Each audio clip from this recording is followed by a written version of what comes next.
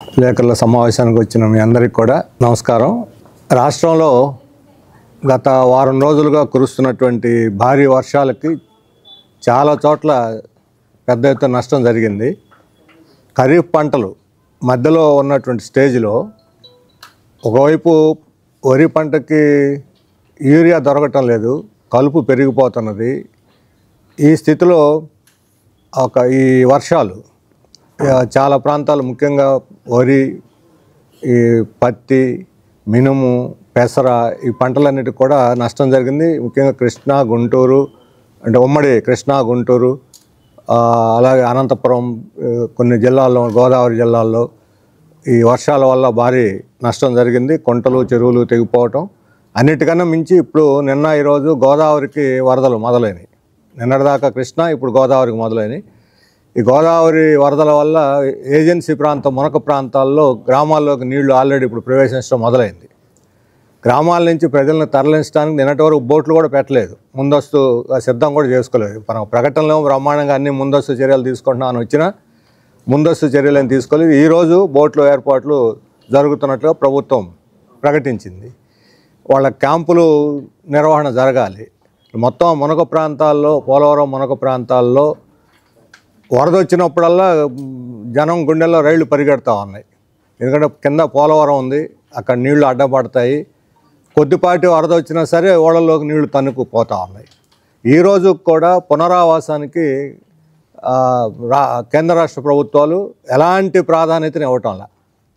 డ్యామ్కి అత్యధిక ప్రాధాన్యత వచ్చిన 12,000 కోట్ల రూపాయల్లో పునరావాసానికి 900 కోట్లు కేటాయిస్తే, ఆ 900 కోట్లు 500 కోట్లు అంతకుముందు ఇళ్ళు, కాలనీలు నిర్మించిన కాంట్రాక్టర్లు బకాయిలు చెల్లించడానికి ఇచ్చేశారు. అంటే ప్రాధాన్యత దేనికి ఇస్తున్నది ప్రభుత్వము? కేంద్ర ప్రభుత్వం అసలు పునరావాసాన్ని పరిగణలోకి కూడా తీసుకోవట్లేదు. రాష్ట్ర ప్రభుత్వం ఏమో కాంట్రాక్టర్లకి డబ్బులు పోతున్నాయి. ఢిల్లీ చుట్టూ పైరవీలన్నీ కూడా కాంట్రాక్టర్ల కోసమే జరుగుతున్నాయి. అందువల్ల ఈ పరిస్థితుల్లో పునరావాసానికి అత్యధిక ప్రాధాన్యతని ఇవ్వాలి అని చెప్పి మేము డిమాండ్ చేస్తున్నాము. లేకపోతే ఈ వరదలు రావటం, జనం ఆడ అభివృద్ధి కార్యక్రమాలు లేవు, సంక్షేమ కార్యక్రమాలు లేవు, పూర్తిగా వెనకబట్టు పెట్టినటువంటి పరిస్థితి కనిపిస్తున్నది. అలాగే ఇప్పుడు మనకి ప్రకృతి వైపరీత్యాలు, ఈ వరదలు, భారీ వర్షాలు వచ్చినప్పుడు నష్టపోయినటువంటి పంటలకి ఇంతకుముందు ఉచిత పంటల బీమా పథకం ఉండేది. ఇప్పుడు కూడా ఉంది ఉచిత బీమా పంటల పథకం. కానీ ప్రభుత్వ రంగంలో పంటల బీమా పథకం కంపెనీలకు కాకుండా ఈరోజు 80% ప్రైవేటు కంపెనీలకి ఈ పంటల బీమా పథకాన్ని దారాదత్తం చేశారు. ప్రైవేటు కంపెనీలకు ఇచ్చిన తర్వాత రైతులకు దాదాపు ప్రీమియం కట్టిన రైతులకి పరిహారం రావటం లేదు గత 3 సంవత్సరాలుగా. అంతకుముందు ప్రభుత్వం, ఈ ప్రభుత్వంలో కూడా ఇన్సూరెన్స్ అనేటువంటిది నామినల్గా వస్తూ ఉంది. ప్రభుత్వ రంగంలోనే పంటల బీమా పథకాన్ని కంపెనీ పెట్టి ఆ ప్రీమియం ఏదో రాష్ట్ర ప్రభుత్వం చెల్లించే ప్రీమియం ఈ ప్రభుత్వ రంగ కంపెనీకి కానీ కడితే 80% రైతులకి న్యాయం జరుగుతుంది. అంటే మొత్తం ఇన్సూరెన్స్, ప్రైవేట్ ఇన్సూరెన్స్ కంపెనీలని ఉద్ధరించడానికే ఈరోజు పంటల బీమా పథకం పనికొస్తుంది. ఉదాహరణకి ఒక జిల్లాలో ప్రభుత్వం కానీ లేదా రైతుల వాటా కానీ 1000 కోట్లు కడితే 200 కోట్లు మాత్రమే తిరిగి పరిహారం చెల్లించడానికి ఉపయోగిస్తున్నారు. 800 కోట్లు కంపెనీలు పోతున్నాయి. ఈ కంపెనీలు పోయే దాంట్లో 80% ప్రైవేట్ కంపెనీలు పోతున్నది. అందుకనే పంటల బీమా పథకం మీద, ఇప్పుడు హెల్త్ ఇన్సూరెన్స్, ఇటువంటి వాటి మీద, హెల్త్ ఇన్సూరెన్స్ డిఫరెంట్ అయినా సరే ప్రైవేట్ కంపెనీలే ఈరోజు మొత్తం దారుణంగా దోచుకుంటున్నాయి. అది ఆప్షనల్ హెల్త్ ఇన్సూరెన్స్ అనేది. కానీ పంటల ఇన్సూరెన్స్ అనేది ప్రభుత్వం తప్పనిసరిగా రైతులకు ప్రీమియం చెల్లిస్తున్నది, బ్యాంకుల ద్వారా ప్రీమియం పోతున్నది. అందుకని మన రాష్ట్ర ప్రభుత్వం ప్రత్యేకంగా ఒక కంపెనీని ఫ్లోట్ చేసి, కేంద్ర రాష్ట్ర ప్రభుత్వాల జాయింట్ వెంచర్ కింద దాని ఆధ్వర్యంలో పంటల బీమా పథకం అమలు చేస్తే రైతులకు అత్యధిక మేలు జరుగుతుంది, ప్రభుత్వానికి కూడా భారం తగ్గుతుంది. ఈరోజు ప్రభుత్వానికి భారం, రెండో వైపు రైతులకు న్యాయం చేయటం లేదు. ప్రైవేట్ ఇన్సూరెన్స్ కంపెనీలకు మాత్రమే మొత్తం ఈ ప్రీమియం అంతా కూడా కొట్టుకుపోతూ ఉంది. 80% ప్రీమియం కంపెనీలకి కొట్టుకుపోతుంది. ఇది రాష్ట్ర ప్రభుత్వం దీన్ని పరిగణలోకి తీసుకోవాలి. ఈరోజు కేబినెట్ సమావేశం జరుగుతుంది. మరి వరదల సందర్భంలో ఈ ఉచిత పంటల బీమా పథకం సమీక్ష చేసి దీని మీద ఒక నిర్ణయం చేయాలని చెప్పి మేము రాష్ట్ర ప్రభుత్వాన్ని కోరుతున్నాం. రెండవది, ఇప్పుడు ఉపరాష్ట్రపతి ఎన్నికలు జరుగుతున్నాయి. ఉపరాష్ట్రపతి ఎన్నికల్లో ఎన్డీఏ తరఫున రాధాకృష్ణన్, ఇండియా బ్లాక్ తరఫున జస్టిస్ సుదర్శన్ రెడ్డి పోటీ చేస్తున్నారు. ఈరోజు దేశం రాష్ట్రపతి, ఉపరాష్ట్రపతి 2 పోస్టులు కూడా రాజ్యాంగబద్ధమైన పోస్టులు. ఎంపీలు ఎన్నుకుంటున్నప్పుడే కూడా రాజ్యాంగబద్ధమైన పోస్టులు. గతంలో ధన్ఖడ్ మధ్యంతరంగా రాజీనామా చేశాడు. ధన్ఖడ్ రాజీనామా కారణాలు ఏమిటో ఇంతవరకు ప్రజలకు వివరణ ఇవ్వాల. అనారోగ్యం అంటున్నారు, ఆయన బాగానే ఉన్నారు, అనారోగ్యం సమస్య లేదు. బీజేపీ చెప్పినట్టుగా ఆయన వినలేదు కాబట్టి ఆఖరి రోజుల్లో ఆయన్ని బలవంతంగా ఇంటికి పంపించారు. ఇప్పుడు ఎన్నికలు జరుగుతున్నాయి. ఇప్పుడు తమ మాట వినేటువంటి ఆర్ఎస్ఎస్ వాళ్ళని పెట్టుకున్నారు. ఆర్ఎస్ఎస్ వాళ్ళకి రాజ్యాంగం పట్ల ఎలాంటి గౌరవం ఉండదు. రాజ్యాంగానికి బద్ధుడై అందులో రాజ్యసభ చైర్మన్గా ఉంటారు. ఉపరాష్ట్రపతి అంటే రాజ్యసభకు చైర్మన్, పెద్ద దిక్కు. రాష్ట్రపతి తర్వాత ఉపరాష్ట్రపతి పెద్ద దిక్కు రాజ్యాంగానికి. అందువలన రాజ్యాంగబద్ధుడైనటువంటి ఒక వ్యక్తి ఉపరాష్ట్రపతి పదవిలో ఉంటే అది దేశానికి సురక్ష. మన ప్రజాస్వామ్య హక్కులు గ్యారెంటీ ఉంటుంది, పార్లమెంటు సభ్యుల యొక్క హక్కులు కాపాడటానికి గ్యారెంటీ ఉంటుంది. అందుకని మన రాష్ట్రంలో ఉన్నటువంటి ఎంపీలు, అది తెలుగుదేశం ఎంపీలైనా, వైఎస్ఆర్సీపీ ఎంపీలైనా, జనసేన ఎంపీలైనా జస్టిస్ సుదర్శన్ రెడ్డికి ఓటేసి సామాజిక న్యాయాన్ని, రాజ్యాంగ వ్యవస్థలని కాపాడాలని చెప్పి మేము విజ్ఞప్తి చేస్తూ ఉన్నాం. కానీ దురదృష్టవశాత్తు కూటమిలో భాగం కాబట్టి తెలుగుదేశం, జనసేన ఆల్రెడీ రాధాకృష్ణ మద్దతు ప్రకటించినాయి. కూటమిలో లేనటువంటి వైసీపీ కూడా రాధాకృష్ణగా బలపరిచింది. అంటే అటు తెలుగుదేశం కూటమికి, ఇటు వైసీపీకి ఇద్దరికీ రాధాకృష్ణనే కావాల్సి వచ్చాడు. ఇదేమిటో ఈ ఐక్యత? రాష్ట్రంలోనేమో తిట్టుకుంటారు, తన్నుకుంటారు, ఇది పోసుకుంటారు, తలంటు పోసుకుంటారు. బీజేపీని బలపరిచే విషయంలో మాత్రం ఇద్దరు ఒకటే, కొమ్ము కాస్తారు.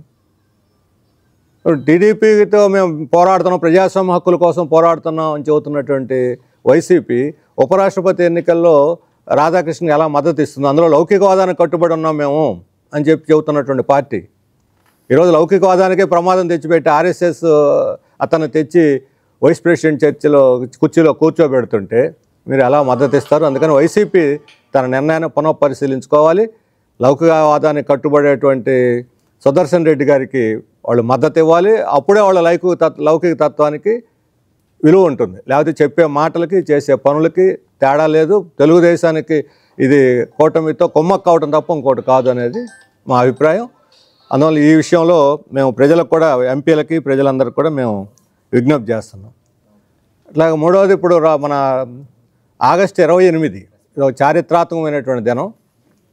2000 సంవత్సరంలో ఆనాటి విద్యుత్ సంవత్సరాలకు వ్యతిరేకంగా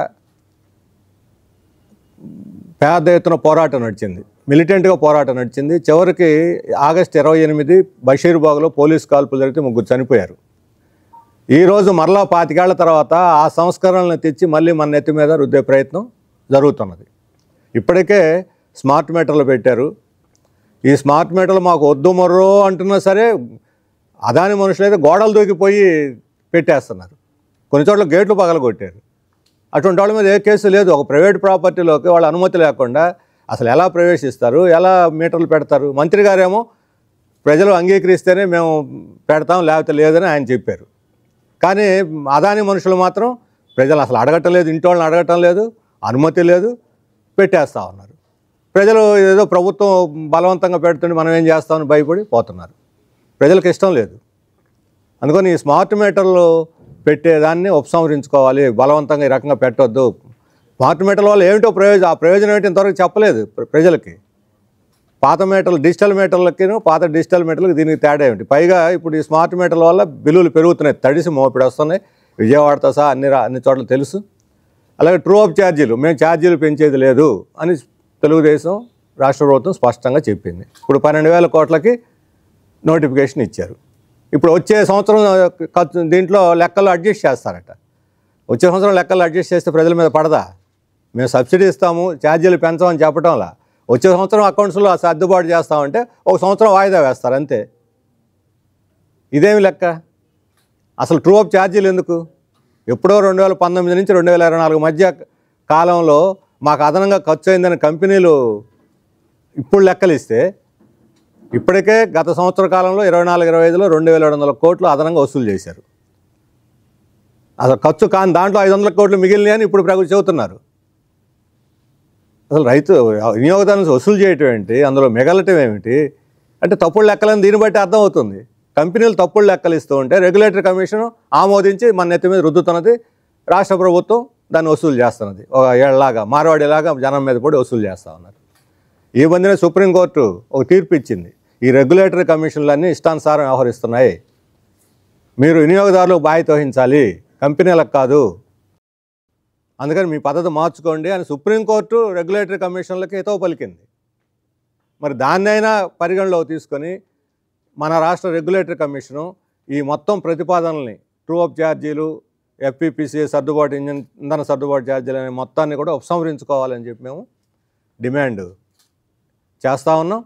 ఇది ఇప్పుడు ఈ అంశాలన్నిటి మీద రేపు 28వ తేదీ వామపక్ష పార్టీలు అన్నీ కూడా కలిసి ఉమ్మడిగా ప్రతిజ్ఞా దినం జరుపుతూ ఉన్నాం. వాడవాడలా ఈ ప్రతిజ్ఞా దినం జయప్రదం చేయాలని, అలాగే విద్యుత్ పోరాట వేదిక ఆధ్వర్యంలో ఈ పబ్లిక్ హీరింగ్స్ పెడుతున్నాం, వాళ్ళు పెడుతున్నారు. ఈ పబ్లిక్ హీరింగ్స్ అంటే పెరిగినటువంటి బిల్లులని తెచ్చి వినియోగదారులు బహిరంగంగా ప్రదర్శిస్తారు. ఆ బిల్లుల మీద రాష్ట్ర ప్రభుత్వం, విద్యుత్ శాఖ, డిస్కామ్ వాళ్ళు, ట్రాన్స్కో వాళ్ళు వివరణలు ఇవ్వాలి, సంజాయిషీలు ఇవ్వాలి, ఎందుకు పెరిగినాయి, యూనిట్లు పెరగకుండానే ఛార్జీలు ఎందుకు పెరుగుతున్నాయి, దీని మీద వాళ్ళు ఖచ్చితంగా వివరణ ఇవ్వాలి. ఈ పబ్లిక్ హీరింగ్లను కూడా జయప్రదం చేయాలి. ఈ విద్యుత్ పోరాట వేదిక ఆధ్వర్యం జరిగేటువంటి ఈ పబ్లిక్ హీరింగ్ని కూడా జయప్రదం చేయాలని చెప్పి మేము కోరుతున్నాం.